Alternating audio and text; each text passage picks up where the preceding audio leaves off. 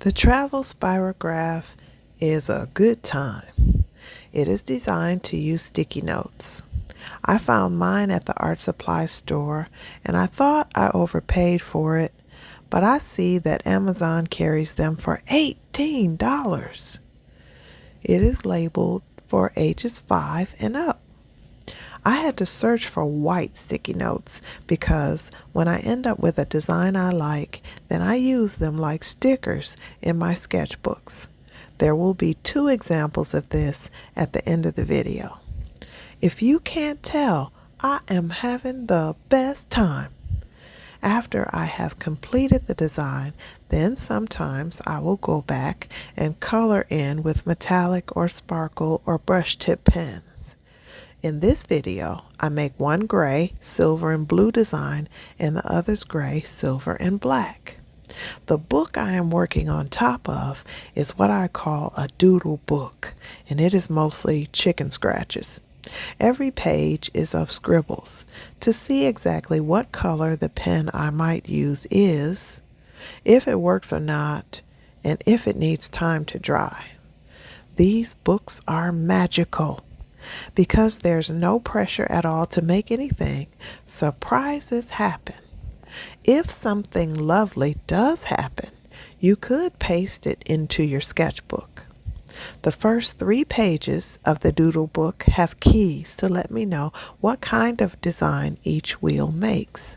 I use these to help me deliberately choose a wheel that will be compatible to go on top of what I have already done. Since the sparkle and glitter pens need drying time, if you use them in the travel spirograph, they smear. This is okay if you choose them as the first round. This spirograph design making is a good warm-up, a good way to test color combinations, and a low-pressure way to make art when you don't have much brain power left. It can also create some very awkward and ugly results, but it is a very small investment of time and easy to start over on a new one. I have also tried the larger spirograph kits that have the outside wheels and the inside wheels, and they are willful. The outside wheels still move, even with tape and the putty they provide to make them stick to the paper. My big mama used to say, it's enough to make you sick and disgusted. If I remember right, the spirographs we had back in the day came with map pins to hold the outer ring in place. In the 70s, toys had dangerous parts. The map pin is a good idea, actually. I might try that. Even the travel spirograph has a tendency for the wheel to jump the track, but those outside wheels are more frustrating than fun. I have learned a few things about why the wheels don't stay put. To make the sticky notes stay put, even though it already has stickiness on it, I have to use washi tape. Another technique I use to accommodate the inevitable track jumping is to start with a lighter color. So when the wheel jumps the track and I get a rebellious line across the design, then the lines after it will cover it. Number 52 is my favorite wheel, and something about it makes it jump off the track less than the other wheels. They are numbered, and they have numbers all around them like a clock. The outer case also has numbers printed around it like a clock too. If you line up the numbers and remember what line and number you used, then when it jumps off the track, you can put the wheel back where it was and keep going. The kit comes with 2 short pens, a red one and a blue one. They both have a tapered tip like the gray one I started with for the first design.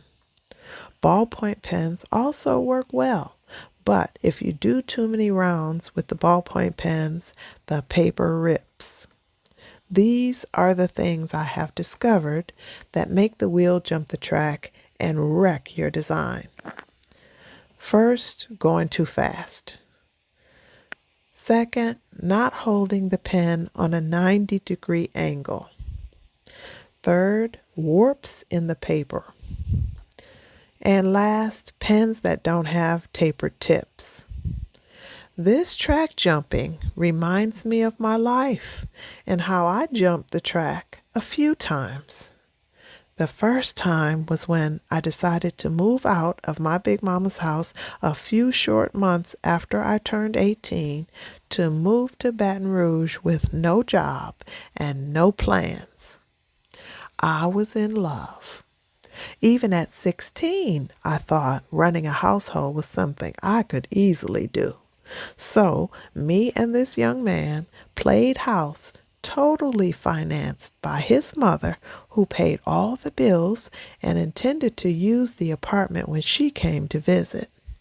My residency was a secret. The whole thing was a disaster, but I refused to admit that, and I lived in Louisiana for 10 years before I moved back to Michigan. I had no relationship with God, no wise counselors, and an inability to make wise decisions since my brain was not fully developed. Proverbs 26:12 says, "Do you see a person wise in their own eyes? There is more hope for a fool than for them." You can tell me anything.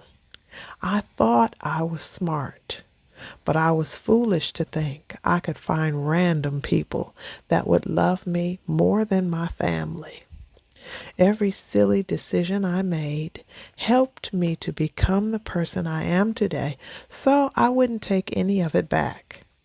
It was good for me to learn those lessons the only way a smart dummy can, by the pain of experience. I am convinced that my big mama's prayers protected me from homicide and getting on the news, but I did suffer from various abuses.